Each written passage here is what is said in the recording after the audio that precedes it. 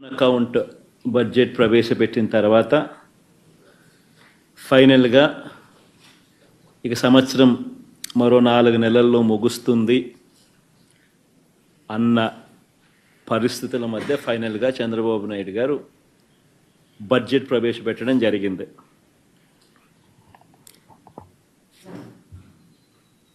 Budget ఇంతకుముందు సుదీర్ఘంగా last వీక్లో బడ్జెట్కు సంబంధించి చంద్రబాబు నాయుడు గారు ఎందుకు తాను బడ్జెట్ ప్రవేశపెట్టలేదు, 8 నెలల పాటు ఎప్పుడూ జరగని విధంగా, ఏ రాష్ట్రంలో చూడని విధంగా, రాష్ట్రంలో గతంలో ఎప్పుడూ జరగని విధంగా ఎందుకు చంద్రబాబు నాయుడు బడ్జెట్ పెట్టలేకపోయాడు అన్నది కూడా సుదీర్ఘంగా చెప్పడం జరిగింది. బడ్జెట్ అంటూ ప్రవేశపెడితే అసలు లెక్కలు చెప్పాల్సి వస్తుంది. అసలు లెక్కలు ఎప్పుడైతే బడ్జెట్ రూపకంలో బయటికి వస్తాయో అప్పుడు చంద్రబాబు నాయుడు సూపర్ 6, సూపర్ 7, తాను చేసిన మోసాలు, తాను చెప్పిన అబద్ధాలు అన్నీ కూడా బయటికి రాక తప్పదు. బయటికి రాని తప్పని పరిస్థితులు ఉత్పన్నమవుతాయి. కాబట్టి బడ్జెట్ తాను ఏ రకంగా పెట్టకుండా పోస్ట్పోన్ చేస్తూ చిట్ట చివరకు తాను బడ్జెట్ ప్రవేశపెట్టడం, ఆ బడ్జెట్ ద్వారా తాను ఇంతవరకు చెప్తా వచ్చిన అబద్ధాలన్నీ కూడా అబద్ధాలుగా ప్రూవ్ అయిపోయి ఉన్న పరిస్థితులను కూడా లాస్ట్ ప్రెస్ మీట్లో సుదీర్ఘంగా కూడా ఎక్స్ప్లెయిన్ చేయడం జరిగింది. అంత సుదీర్ఘంగా కూడా చెప్పినా కూడా చంద్రబాబు నాయుడు గారిలో మార్పు ఉంటుందా? అస్సలు ఉండదు. నేను అబద్ధాలు ఇలాగే చెప్తాను, ఎందుకంటే నేను సూపర్ 6, సూపర్ 7 ఎగరగొట్టాలని డిసైడ్ చేసుకున్నాను, కాబట్టి నాకు జస్టిఫికేషన్ కావాలి అన్న ఒకే ఒక్క దృక్పథంతోనే చంద్రబాబు గారి అబద్ధాలన్నీ కూడా కొనసాగుతూ వస్తున్నాయి బడ్జెట్ ప్రవేశపెట్టినప్పటికీ కూడా. అందుకే మరొకసారి ఆయన మాట్లాడిన మాటల మేరకు ఆయనకు సంబంధించిన ఆయన మంత్రివర్గ సభ్యులు, సహచరులు మాట్లాడిన మాటల్లో వాటిని కూడా అడ్రస్ చేస్తూ కొనసాగింపుగా ఇదే బడ్జెట్ ప్రసంగం మీద నా 2వ ప్రెస్ మీట్ కూడా జరగబోతా ఉంది. రాష్ట్రానికి సంబంధించిన అప్పు ఎంత, రాష్ట్రానికి సంబంధించిన అప్పు ఎంత, రాష్ట్రంలో అప్పులు ఏ మేరకు ఉన్నాయి అన్నది ఒక బడ్జెట్ అంటూ ప్రవేశపెడితే ఖచ్చితంగా ఆ బడ్జెట్ డాక్యుమెంట్స్లో రాష్ట్రానికి సంబంధించిన అప్పులు చూపించక తప్పదు. ఇది బడ్జెట్లో ఖచ్చితంగా జరగాల్సిందే బడ్జెట్ అంటూ ప్రవేశపెడితే. కాబట్టి ఒక్కసారి రీకాల్ చేస్తూ మళ్ళా ఒకసారి అసలు చంద్రబాబు సమీక్షం అనేది తెలుగుదేశం పార్టీతోనే ప్రారంభమైంది. ఈ విషయం దేశానికి అర్థమయ్యే విధంగా చెప్పగలిగాం. మీరు మొట్టమొదటిసారిగా దేశ చూస్తే తెలుగుదేశం ఆవిర్భావంతోనే కూడు గూడు గుడ్డ అనే నినాదంతో సంక్షేమ పథకాలు మొదలుపెట్టాం. 2 రూపాయల కేజీ బియ్యం ప్రారంభించింది తెలుగుదేశం పార్టీ, గౌరవనీయులు ఎన్టీ రామారావు గారు. అది ఈరోజు ఫుడ్ సెక్యూరిటీగా దేశం మొత్తం అమలైందంటే అది తెలుగుదేశం పార్టీ చూపించిన చొరవ, ఒక స్ఫూర్తి అని చెప్పి కూడా నేను మీకు తెలియజేస్తున్నా. పేదవాళ్లకు పింఛన్ ఇవ్వాలి, వీళ్ళకి ఇబ్బందులు ఉన్నాయని 30 రూపాయల పింఛన్తో ప్రారంభించింది తెలుగుదేశం పార్టీ. అది ఈరోజు ఈ రాష్ట్రంలో 4,000 రూపాయలు పింఛన్ ఇచ్చే పరిస్థితికి వచ్చాం. ఇంకో పక్కన దిశ రైతుల్ని ఆదుకోవాలని 50 రూపాయలకే హార్స్ పవర్ విద్యుత్ కానీ, మొట్టమొదటిసారిగా పేదవాళ్లు ఉండవలసింది గుడిసెల్లో కాదు, వీళ్ళకు కూడా పక్కా ఇళ్ళు ఉండాలని పక్కా ఇళ్ళ నిర్మాణం ఏర్పాటు చేయడం, జనతా వస్త్రాలు లాంటి కార్యక్రమాలన్నిటికి కూడా 40 ఏళ్లకు ముందే టీడీపీ నాంది పలికింది అధ్యక్ష. అదే మరొక అధ్యక్ష, అనేక ప్రభుత్వ పథకాలను కానీ సంస్కరణలు కానీ పాలసీలతో పేదవాళ్ళ జీవితాల్ని మార్చడానికి రూపకల్పన చేశాం. 2014లో కూడా 16,000 కోట్ల లోటు బడ్జెట్తో పరిపాలన ప్రారంభించిన 120 సంక్షేమ కార్యక్రమాలకు శ్రీకారం చుట్టాం. గిరిజనులకు, దళితులకు 27 పథకాలు, ముస్లింలకు ఒక 10 పథకాలు, బీసీలకు ఆదరణ వంటి పథకాలతో ముందుకు పోయిన దిశ.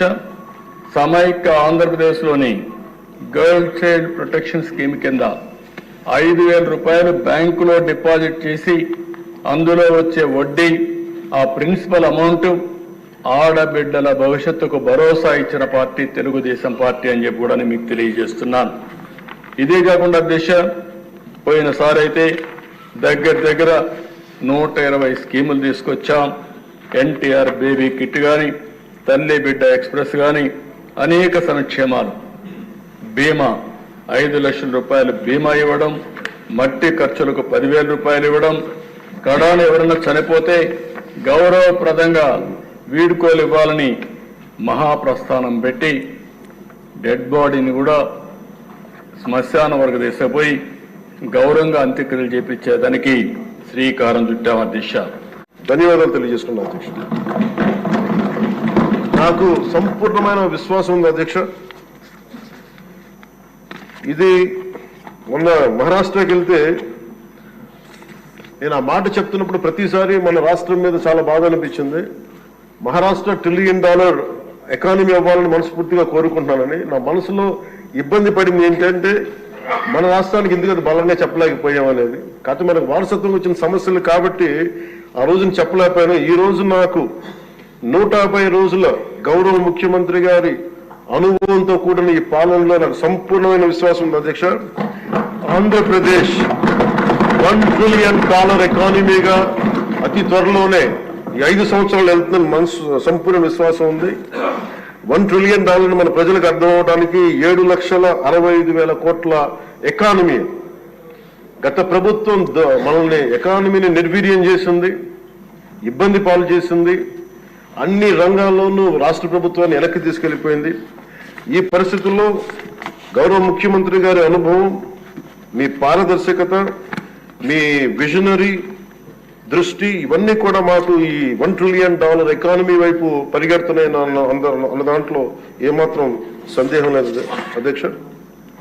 అలాగే మన గత ప్రభుత్వం చివరికి పాస్బుక్ల్లో కూడా గత ముఖ్యమంత్రి గారి ఫోటోలు పెట్టుకోవడం, అలాగే ఏ పథకాలకైనా సరే కేవలం వారిది పెట్టుకోవడం చాలా ఇబ్బంది కలిగజేసింది అధ్యక్ష.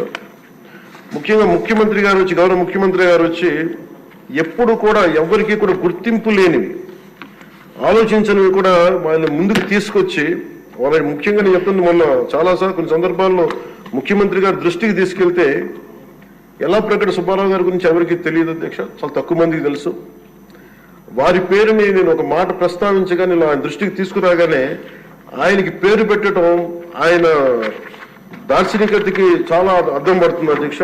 ఎందుకంటే ఎవరెవరి పేర్లు నిన్న కాక మొన్న వచ్చిన వ్యక్తి పాస్బుక్లకి పేర్లు ఆయన ఫోటోలు వేసుకున్న దాన్ని నిజంగా దేశం కోసం ప్రజల కోసం కాంట్రిబ్యూట్ చేసిన వ్యక్తికి అది గుర్తించడం అనేది మనస్ఫూర్తిగా ముఖ్యమంత్రి గారికి నా ధన్యవాదాలు తెలియజేసుకున్నాను అధ్యక్ష. అలాగే సభలో ఎంతమందికి తెలుసో తెలియదు కానీ పొట్టి శ్రీరాములు గారి నిజమైన బలిదానాన్ని డిసెంబర్లో ఆయన బలిదానం ఉంటుంది, ఆయన చనిపోయారు మన కోసం. ఈరోజు దాన్ని రాష్ట్ర ప్రభుత్వం అధికారం దినంగా దాన్ని జరుపుకోవాలని చెప్పి ముఖ్యమంత్రి గారు మా దృష్టికి తీసుకొచ్చారు. దానికి కూడా వారికి సంపూర్ణ కృతజ్ఞతలు తెలియజేస్తున్నాను. ఈ రాష్ట్రం ఎవరి బలిదానం మీద అయితే ఆధారపడి ఉందో, ఎవరి బలిదానం మీద ఈ రాష్ట్రం వచ్చిందో, అనేక లింగ్విస్టిక్ స్టేట్స్ ఎవరి బలిదానం మీద ఆధారపడి వచ్చిందో ఆ వ్యక్తిని రాష్ట్రం నిజంగా గుర్తించుకోలేదు. మొట్టమొదటిసారిగా దాన్ని గౌరవ ముఖ్యమంత్రి గారు దాన్ని ముందుకు తీసుకొచ్చి గుర్తించే పరిస్థితిని తీసుకురావడం మనస్ఫూర్తిగా వారికి నా అభినందనలు తెలియజేస్తున్నాను అధ్యక్ష. అలాగే కన్యకా పరమేశ్వరి ఈ ఆవిడ బలిదినాన్ని కూడా అధికార దినోత్సవంగా జరుపుకోవటం నిజంగా వారికి మనస్ఫూర్తిగా నా ధన్యవాదాలు తెలియజేస్తాను అధ్యక్ష. గత కాలంలో ఫస్ట్కి సార్ నేను ఒక ప్రభుత్వ ఉద్యోగి కొడుకున్న అధ్యక్ష. మొదటి మాకు ఏదైనా సరే నెల మొదటి రోజున ఉద్యోగాలు మనకి జీతాలు వస్తాయనేది మాకు చిన్నప్పటి నుంచి అలవాటు. అలాంటిది గత ప్రభుత్వ కాలంలో ఏనాడు 1వ తారీఖున జీతాలు పడలేదు, 1వ తారీఖున ఏవి పడలేదు. అలాంటిది 1వ తారీఖున ప్రభుత్వ ఉద్యోగులందరికీ టెన్షన్ గా ఆ జీతాలు పట్ల మనస్ఫూర్తిగా ముఖ్యమంత్రి గారికి అభినందనలు తెలియజేస్తాను. అలాగే 64 లక్షల మంది. దాంతో పాటు కడప స్టీల్ ఫ్యాక్టరీ కూడా రాకుండా పోయింది. 2014లోనే కడప స్టీల్ ఫ్యాక్టరీ అయినా, ప్రత్యేక హోదా అయినా, ఇవన్నీ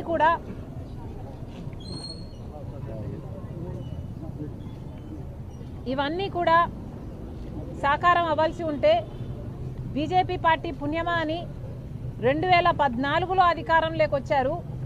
అప్పటి నుంచి ఇప్పటి వరకు కూడా ఒక్క విభజన హామీ కూడా బీజేపీ పార్టీ ఆంధ్ర రాష్ట్రానికి నెరవేర్చలేదు.